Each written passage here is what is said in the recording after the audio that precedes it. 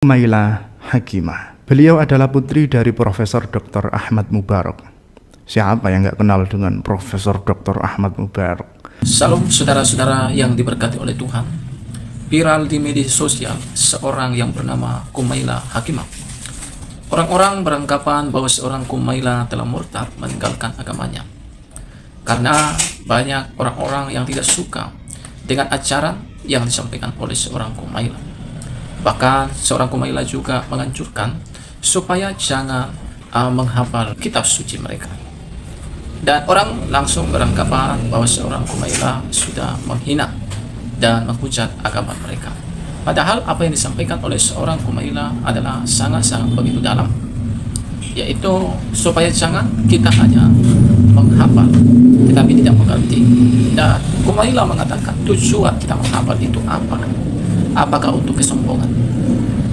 Kalau untuk kesombongan, ya jangan lakukan hal itu. Kira-kira seperti itu. Bahkan lebih dalam lagi mau disampaikan oleh seorang Humaila. Dan apa yang disampaikannya ya tentunya bisa mencerdaskan banyak orang. Seperti apa cuplikan, langsung kita simak cuplikan berikut ini. Humaila Hakimah. Beliau adalah putri dari Profesor Dr. Ahmad Mubarak. Siapa yang nggak kenal dengan Profesor Dr. Ahmad Mubarak?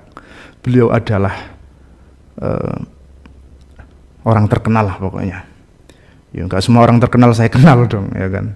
Sebagaimana orang terkenal juga nggak kenal saya. Ustadzah Humailah adalah seorang hafidhah yang hafal Al-Quran sudah sejak kecil.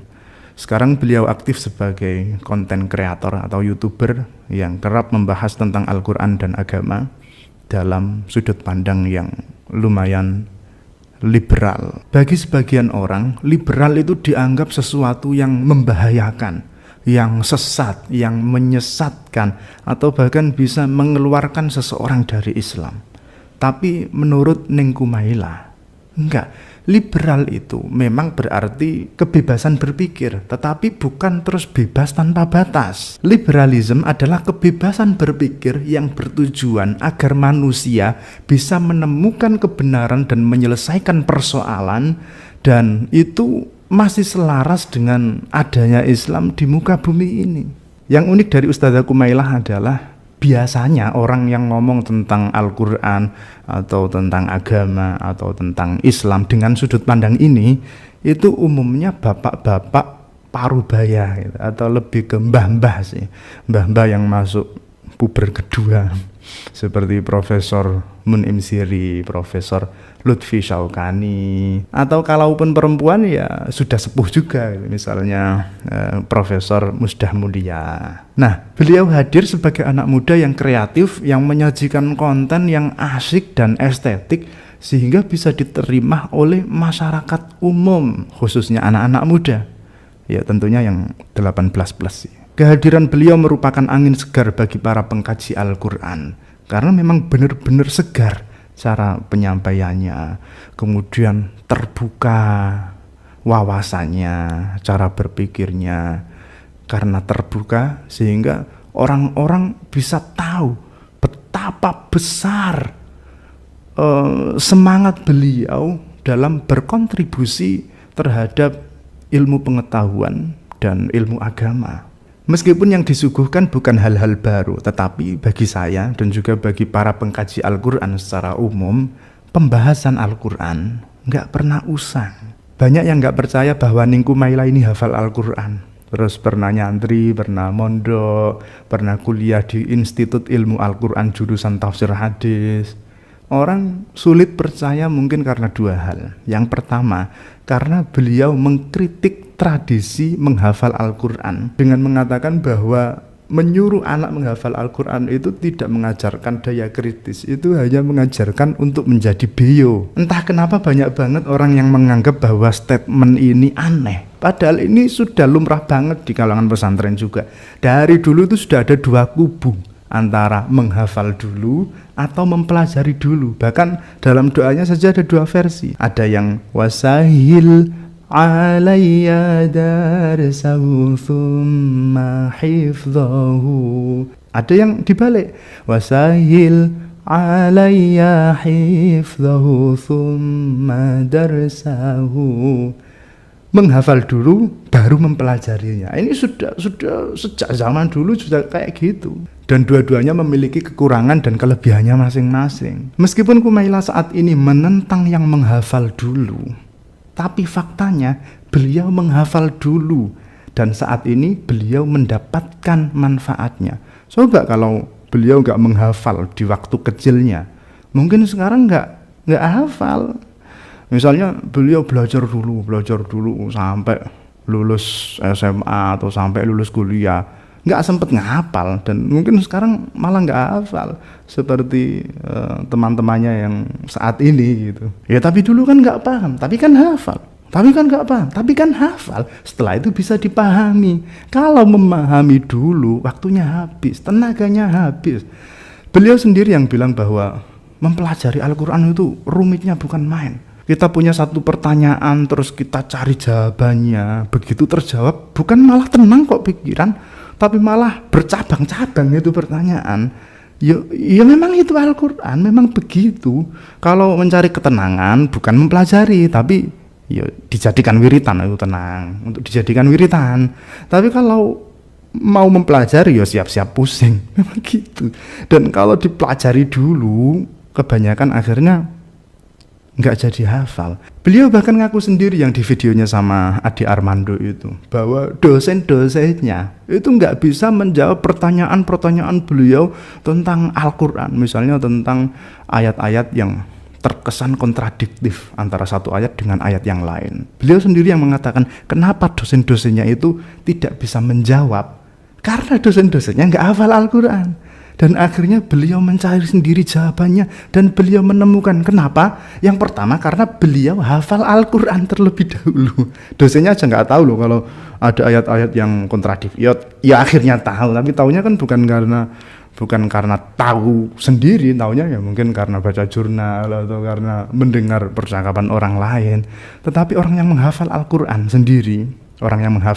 sendiri, mungkin dulunya nggak paham, tapi kan dilalar terus, akhirnya paham dan menemukan, iya ayat ini kok rasanya seperti kontradiksi ya. Ditanyakan sama kiainya marah, tanyakan sama dosen, wah nggak tahu ayatnya. Jadi diakui atau enggak, beliau mendapatkan begitu banyak manfaat dari beliau hafal Al-Quran sejak kecil itu. Kalau yang dimaksud adalah menghafal Al-Quran aja, menghafal Al-Quran tok, selesai tanpa memahami, ya tentu saja itu perlu dikritik, perlu dikoreksi. Maksudnya ya benar membaca Al-Quran, menghafalkan Al-Quran itu dapat pahala, tapi bukan itu gitu. Tujuannya Al-Quran itu bukan itu. Terus gimana orang mengamalkan Al-Quran kalau dia nggak paham gitu. Akhirnya Quran cuma jadi wiritan tok. Ya kalau yang dicari pahala ya tetap dapat, tapi itu membaca dan menghafal itu tingkatan yang paling rendah gitu dalam Al-Quran. Harus ditingkatkan lagi, harus ya dipelajari, setelah itu diamalkan. Amal juga nggak bisa tanpa dipelajari. Tiba-tiba terus ayo kembali ke Al-Quran dan Sunnah. Oh ini perintah Al-Quran, tapi nggak ngerti ayatnya yang mana, nggak tahu. Ya penting hafal Al-Quran, ya penting memahami, ya penting. Kemudian terkait bahwa masyarakat terlalu melebih-lebihkan penghormatan terhadap orang yang hafal Al-Quran atau bahkan anak kecil yang hafal Al-Quran, itu persoalan lain. Itu nggak ada hubungannya sama menghafal dulu baru mempelajari, nggak ada. Itu orang-orang dewasanya aja yang lebay, kayak yang pernah terjadi di televisi itu, ada anak kecil yang hafal Quran langsung digelari syekh. Ada yang sampai dicium kakinya, itu kan lebay itu. Dan itu persoalan yang lain, dan itu juga bukan salah anaknya. Dan itu juga tidak berarti hafalan si anak tidak membawa manfaat di masa depan. Meskipun saat itu belum paham, ya menurut saya memang sebaiknya anak kecil gak usah paham Al-Quran dulu. Al-Quran itu untuk orang dewasa, maksudnya untuk memahami loh. Sehingga anak kecil nggak usah dikasih tahu dulu, biarkan dia menghafal, nggak apa-apa, biarkan dia menjadi beo aja dulu, nggak masalah. Nanti setelah dia kira-kira akil balik, baru diperkenalkan dengan ulumul Quran, dengan tafsir. Bahkan nggak masalah dengan pemikiran yang liberal itu, nggak masalah. Kemudian yang kedua, kenapa orang kok nggak percaya kalau Kumaila ini hafal Al-Quran? Mungkin karena dari cara beliau berpakaian itu bagi beberapa orang terlalu, sampai-sampai ada yang nantang, kalau dia memang beneran hafidho dan berani dites, kok bisa? Saya kasih rumah. Ya dibuktikan dong, dibuktikan, dan beneran bisa. لقد أخذنا ميثاق بني إسرائيل وأرسلنا إليهم رسلا. Untuk ukuran komunitas liberal ini sudah bacaannya keren banget sih. Untuk ukuran komunitas liberal ya, itu bacaannya sudah keren, sudah keren. Nggak tahu ini terus jadi dikasih rumah apa enggak dianya, nggak tahu. Tapi terlepas dari itu saya percaya beliau hafal Al-Quran. Toh dia menghafal Al-Quran atau hafal Al-Qurannya itu bukan di masa-masa ketika beliau berani tampil ini, enggak. Beliau dulunya ya berhijab, ya pakai pakaian yang tertutup, dan beliau akhirnya menanggalkan jilbabnya atau hijabnya atau kerudungnya ketika beliau menemukan dukungan baru dari dalam pikirannya. Lalu dukungan itu berkembang dan beliau bertransformasi untuk lebih terbuka lagi dan lagi. Oke, kita melenceng dulu, kita keluar dari pribadi beliau. Ada yang namanya eksibisionisme. Ini bisa dialami oleh siapapun, termasuk wanita, termasuk yang hafal Al-Quran. Beberapa masih bisa mengendalikan gangguan ini karena terikat dengan aturan agama atau budaya, dan beberapa yang lain tidak bisa mengendalikannya. Dan agar ini masih terlihat benar, akhirnya dia tidak usah peduli dengan aturan apapun baik agama maupun budaya, atau dengan cara menakwil aturan-aturan tersebut. Saya tidak bilang Ning Kumaila begitu, tetapi ada kasus semacam itu. Dan memang nggak boleh kita bilang begitu, yang boleh itu ya dokter. Kasus semacam ini ada juga yang memang menyesuaikan hobi. Misalnya hobinya itu nge-gym, kemudian boxing, yoga, berenang, dan mereka merasa perlu untuk menunjukkan skillnya. Ada juga yang memang hanya sekedar showing off atau flexing karena memiliki tubuh yang indah. Sebagaimana ada juga orang yang memakai pakaian tertutup bukan karena mengikuti aturan agama atau budaya, tapi karena insecure dengan bentuk tubuhnya. Misalnya rambutnya nggak bagus, ya udahlah dikerudungi aja, atau badannya nggak bagus, ya udahlah pakai baju yang longgar, nggak serta merta terus aturan agama, ya wis kebetulan aja. Nanti kalau badannya sudah bagus atau rambutnya sudah bagus, ya udah lepas hijab terus pakai baju yang ketat. Sama kayak laki-laki yang pakai peci, nggak mesti karena peci itu sunnah, nggak mesti, bisa saja karena buta. Ada juga yang memahami bahwa terbukanya pakaian itu manifestasi atas terbukanya pikiran. Ya bebas-bebas aja sih orang bilang seperti itu, tapi ya nggak 100% benar juga, karena ada juga yang pakaiannya terbuka tapi otaknya terbuang. Dan apapun alasannya atau bahkan tanpa alasan, siapapun berhak untuk memilih bagaimana dia berpenampilan, itu terserah mereka. Atau bagaimana mereka bertransformasi dari pakaian yang sebelumnya ini menjadi begini, menjadi begitu, itu terserah masing-masing. Kalau nggak suka ya nggak usah dilihat. Kalau suka ya nggak apa-apa, ya apa-apa sih. Ya, yang penting jangan berkomentar yang mengarah pada pelecehan seksual. Saya suka dengan kalimatnya ketika seseorang berkata padanya, "Why don't you just walk outside naked?" Lalu dia menjawab, "Hey, it's just a piece of cloth, with or without, I am still me. Doesn't mean I couldn't use some respect." Saudara, itulah dia video cuplikan yang baru saja kita tonton tadi videonya. Dan kita sudah mendengar identitas seorang Kumaila. Nah, orang beranggapan bahwa seorang Kumaila melarang mereka untuk menghafal ayat kitab-kitab suci mereka. Tapi kalau saya bisa menilai, ya, seorang Kumaila tidak sedang melarang mereka, tetapi seorang Kumaila sedang memberikan pencerahan. Apa tujuan kita menghafal ayat kitab suci itu? Apakah tujuannya hanya untuk kesombongan supaya kita dipuja-puja orang? Apakah untuk amal? Atau apakah kita menghafal tapi kita tidak mengerti? Kumaila sedang mengatakan, kalau hanya untuk kesombongan itu, jangan pernah lakukan hal itu. Dia tidak sedang melarang, tapi dia sedang memberikan ceramah yang baik. Sama kita juga dalam kekristenan. Ya, kita tidak cukup hanya menghafal kitab suci, lalu kita tidak mengerti.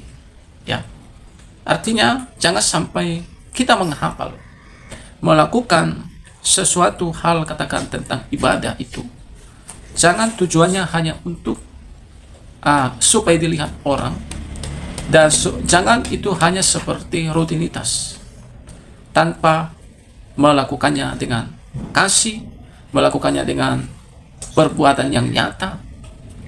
Ya, itu sama saja sia-sia. Ya, karena Tuhan mau kita ketika kita menghafal kitab suci, kita mengerti, kita pahami, sehingga kita bisa melakukannya. Sama seperti dalam berbahasa. Katakan saya sebagai orang Indonesia, lalu saya berbahasa Indonesia kepada orang-orang yang tidak tahu bahasa Indonesia, maka bahasa itu sepertinya tidak akan bermanfaat bagi orang lain karena mereka tidak mengerti dan saya pun tidak mengerti. Nah, begitu juga dengan menghafal.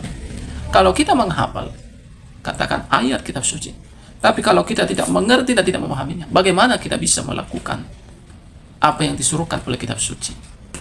Bukankah itu sama saja kita itu seperti orang-orang yang mendengar kita berkata-kata tapi orang tidak mengerti, dan justru sebaliknya juga, ya teman-teman. Nah, apa yang menjadi komentar saudara terhadap video ini? Silakan isi di kolom komentar. Pastikan komentar saudara itu memberkati dan mengedukasi, sehingga sama-sama kita menambah wawasan lewat channel ini. Tuhan memberkati. Salam, sampai jumpa di video selanjutnya.